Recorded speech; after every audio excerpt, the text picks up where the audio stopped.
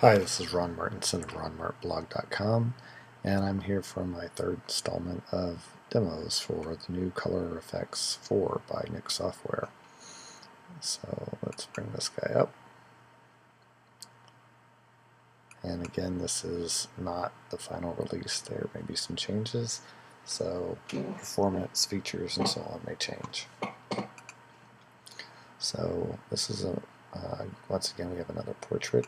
So where I always like to start with portrait is dynamic skin software. But before I do that, let's remember we edited an image in one of our earlier ones, and we had set it up with the black and white filter, so recipe. This is just warning us that it's basically going to change everything that we've done. But let's say yes, okay, fine. And that's how this effect impacted this photo. Well, it's like, wow, I really don't like how that looks. Definitely not liking the black and white. I'm not liking the vignette. We have one here. But maybe I like those. So if I wanted to keep the other effects, I could just delete these and use this as my starting point. If I wanted to update my recipe, I can just click that, and that's my new changes to my recipe. Or I can just stick with the changes that I've made there and start building on it by clicking Add Filter. Now, typically this isn't how I would do it, but we can play around with for the demo here. Now, for dynamic skin software, I always do a skin sample, so I'm actually going to come here and click on her face. It's going to grab a slightly different color because her skin's more pale than the other model. Her recipe's still handy because it's the same basic things I'm doing, nothing else. I don't usually change the others very often. And then in Tonal Contrast, if you come under here, you'll notice that we have opacity, but we don't have any control points. If you remember from the previous one, we did actually, I think, use a little control points for this one. So in our recipe, it's not remembering pinpoints, it's just remembering the things that we did.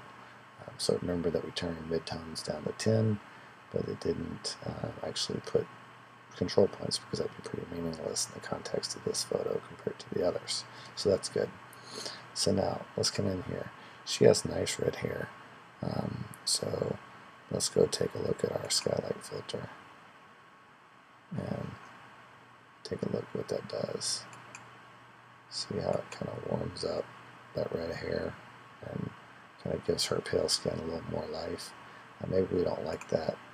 It's happening on the background there, so we could turn it off.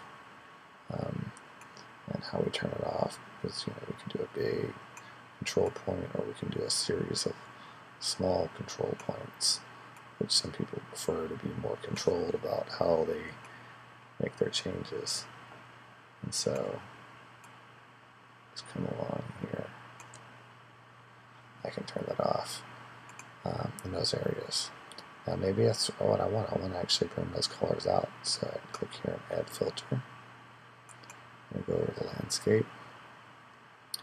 And there's one called Foliage that I used to love that I'm looking for, not seeing right at the moment.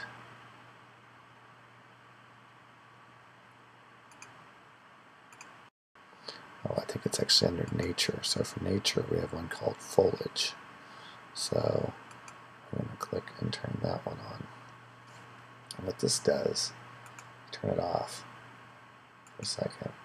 You notice that we have yellow method selected, so it takes our yellows and brightens those up. And we have greens, our midtones, our dimmer yellows. Actually, I kind of like the way the yellow looks there, but maybe, that's just a little too much. I don't want it that much. So I can bring this feature down. And maybe I love the colors, but I don't really want it so dominant, because after all, this is my subject, and the colors shouldn't dominate the scene so much. I could come in here and lower the opacity of the effect, or I can try something different, like say Add Filter, and I could do something like a vignette where I darken the center. So let's come up here, darken light center. And again, we're just experimenting. There's no rules in terms of exactly how you do it. You see right off the bat those edges that are darkened. Our model's now the focus again. And even in this case, you'd say, yeah, I like it, but I don't like how much that effect is. Well, lower it down a little bit. Bring some of the effect back. And so I come in here and say, brighten up my center, darken up my center. And then my border, I can darken it, lighten it. And say, maybe what I want to really do is I want to make it really dark. But this yellow here, or maybe her hair even, maybe I don't want it to be impacted. So I'm going to click on her hair, put some control points down, and remove that effect from the places that I don't want it. And I can create bigger circles. There's kind of a weird yellow thing happening here on her neck. So I click on that. And oh, I know where that's coming from. That's probably coming from our foliage. Here's a little tip too. If you deselect and come up here, it makes those go away. If I click on foliage, look at that. Foliage introduced a little yellow underneath here. We missed that. So it's not from here, so I can delete that one. And I'll come back here to foliage. And I'll do a negative control point on the neck. And just bring it down here because this is the only area that really needs that. If I click to deselect, come up here, you can see that's gone. And we still have our darken light and center turned on. And we can do a comparison. This is before, after, before, after.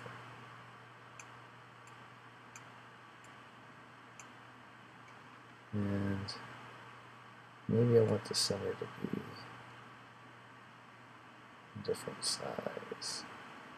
I can kind of experiment with it. There's also a place to place the center. And maybe I say, you know what?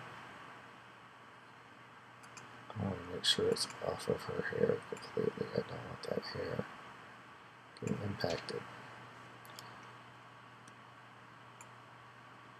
Whoops. Mistake. Should have been Alt. And I can just kind of click and put these negative control points down just to make darn sure that none of that hair is being impacted. And before, after, before, after. Now if I look over here, I really don't like what's happening on here. I suspect it's probably tonal contrast. It's the one that's doing that, and that's just experience. So I'm going to come in here, remove that. And I'm going to probably come in here, move a little from there, a little from there, and kind of soften this hair. This tonal contrast is making our hair a little more harsh than I really would like. And you can drag this guy bigger if you want. So now, we still have all of our other effects, so you can see. Now, let's take a look at what else we have. See if there's anything else we want to do. First thing I remember is do add filter. And let's say for right now, we're going to save this. Actually, let's save this as a recipe. And let's just call it outdoor model.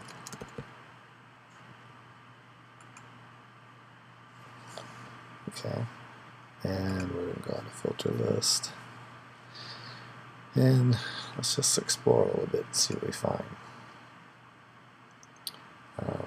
Pro contrast, polarization. And here's a thought. Let's come in here to her eyes and see what polarization will do. Turn that on, off. And it doesn't really do anything super exciting. Let's kick the strength up. Yeah, I don't like what it's doing. So we're going to remove that. Let's see if there's anything else that would be interesting. Contrast only. Okay. And what if we said we want opacity to be 0. And then now we want to put this on our eyes. And just unpack this area here. We'll say brightness, bring it up. And contrast, we're going to change a little bit. Clear our saturation a little bit if we wanted to. And we could just Alt, copy, bring it over here, and click here. So we compare what we're doing to her eyes. Maybe that's good, maybe it's bad. It's kind of up to you as to what you're interested in. So we come back out, look at it from this level. We'll say contrast only. It's up to you. I think I'm going to probably nuke that, but you get the idea. You know, we can play around, and when we're done, we can save our recipe.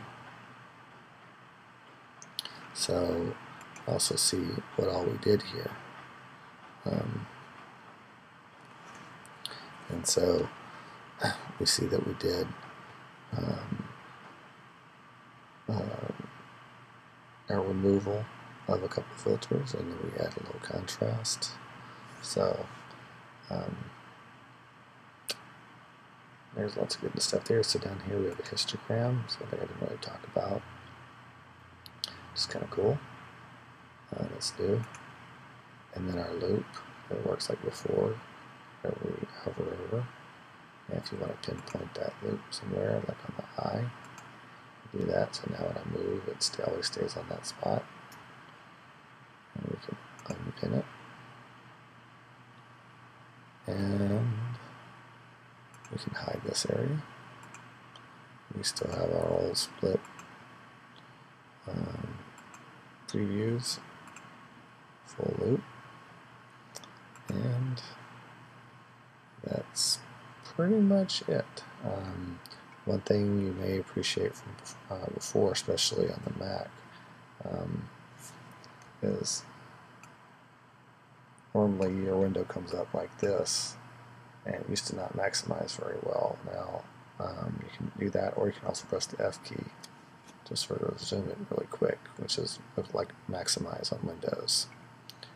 And now that we're done, we're going to just say OK. And we're done. Thanks for joining me.